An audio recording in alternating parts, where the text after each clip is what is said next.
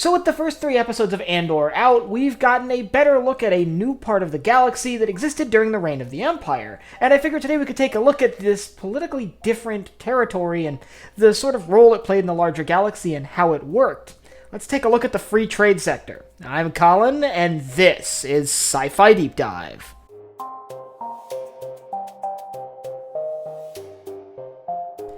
Remember, if you enjoyed this video, to head down below and hit that subscribe button. Before we begin, I'd like to mention that this will include some spoilers for the first 3 episodes of Andor, so if you haven't seen them yet and would like to avoid those spoilers, I'll leave a link up here to a video all about the way the Empire's navy transitioned from what was the Republic's navy, and the differences in their fleet composition. So let's just jump right into this. What was the free trade sector? Well, for starters, it is officially Imperial territory. It's under the control of the Galactic Empire. We see it noted in the show that it is sort of censused by the Empire every couple years. And the Empire definitely has some jurisdiction over this territory. We even see conversations between the corporate authorities and the Empire as to how to handle various situations and how things are being conducted there. And it's even implied in at least a few conversations that there is the present threat that the Empire may at any time step in and intervene with the affairs of this territory.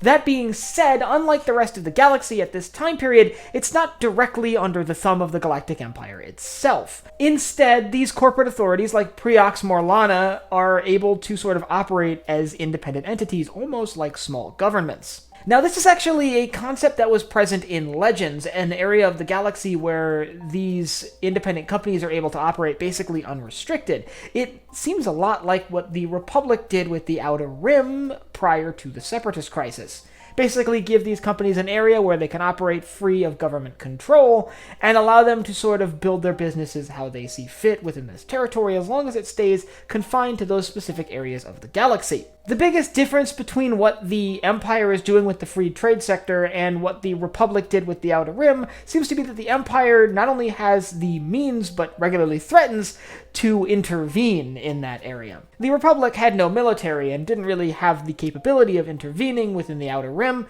prior to the Separatist Crisis and the outbreak of the Clone Wars. But the Empire does, and regularly threatens to use that military, which does do quite a bit at keeping these companies in line. But on top of that, the Empire is far less restrictive on them than the Republic was. Companies like Preox-Morlana operate their own, almost government systems, but they also operate their own militaries and their own security forces. They function like police and defense forces in that area, and we see in the show that they actually have proper military units, and it seems at least the very base minimum of what you would call a navy. Interestingly enough, and I've seen a few people point this out, they seem to operate in a more efficient military fashion than the Imperial military themselves, having a more cohesive chain of command and squad structure than most stormtrooper units. But they don't just operate a military, they operate the security forces or local police, and they are able to basically maintain control with those two elements, keeping a pretty firm grip on the territories under their command. That being said, they don't function alone. These companies rely a lot on assistance from the Empire to maintain control. For example, we see them using things like census data provided by the Empire, and I would imagine they use a lot of scanners and sort of tracking systems provided by the Empire as well to help them sort of govern this territory. And that works in the Empire's favor because that's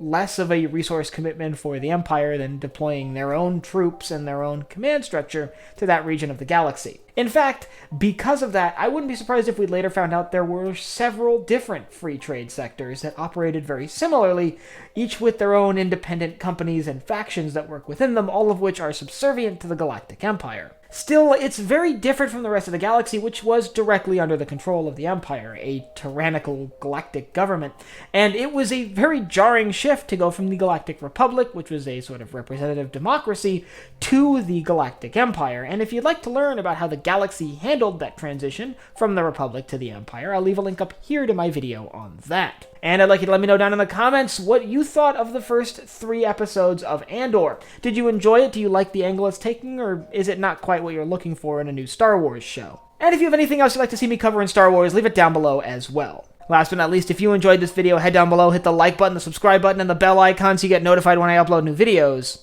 So for Sci-Fi Deep Dive, I'm Colin, and I will see you next time.